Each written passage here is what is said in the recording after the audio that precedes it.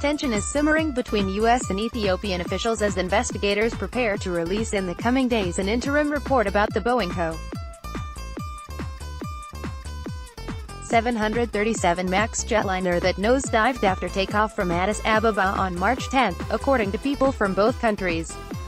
U.S. investigators, according to people familiar with their thinking, have privately complained that Ethiopian authorities have been slow to provide data retrieved from the black box recorders of Ethiopian Airlines Flight 302, which went down minutes into a flight to Nairobi, killing all 157 people on board. American air safety officials also have described what they view as an aloof attitude among the Ethiopians toward other investigators and say the Ethiopians have provided often limited access to relevant crash information, these people said. A spokesman for the Ethiopian transport minister didn't respond to requests for comment Sunday. Ethiopians involved in the probe, for their part, have chafed at what they see as American efforts to exert control over the preliminary report, according to other people familiar with the investigation. The behind-the-scenes maneuvering, according to people from both countries, has impeded but not prevented the international investigators from working together. The preliminary crash report, according to people briefed on the details, is expected to say that data analyzed so far indicates the Ethiopian accident bears important similarities to the crash of a Lion Air 737 MAX plane that went down in Indonesia less than 5 months earlier, including activation of an automated stall prevention system and related features.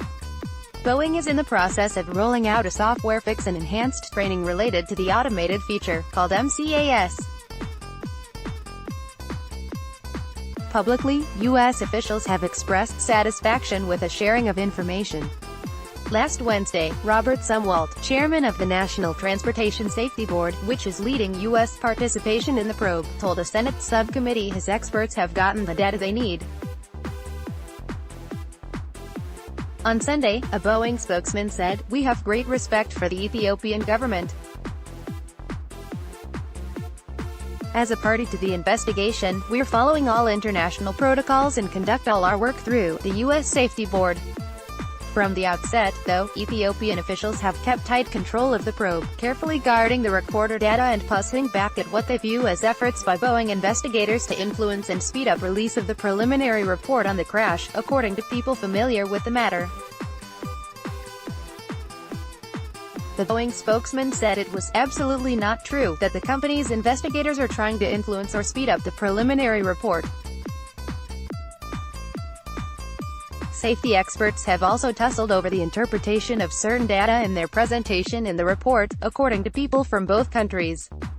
Ethiopian officials asked the French Aviation Accident Investigation Bureau (BEAT), which downloaded data from the black boxes, to permanently delete that information from its servers once it had been transmitted to Ethiopian authorities. The BEAT has confirmed complying with the request. Frequently, probes of airline crashes that occur outside the U.S. in which American investigators play a role prompt friction and outright disagreements between U.S. government and industry experts and local investigators leading the probes. In the case of Ethiopia, the tension is exacerbated by the country's limited staff and experience investigating major airliner crashes, according to industry and safety experts tracking the probe. Officials in Addis Ababa, for their part, are still smarting from the results of an investigation into the deadly 2010 crash of an Ethiopian Airlines plane shortly after takeoff from Beirut.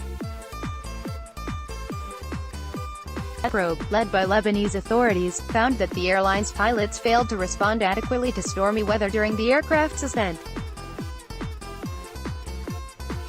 Ethiopia at the time disagreed with the findings of the investigation, attributing the crash to bad weather. "With this investigation, we are the ones who are in charge," the chief of Ethiopia's Civil Aviation Authority, Col.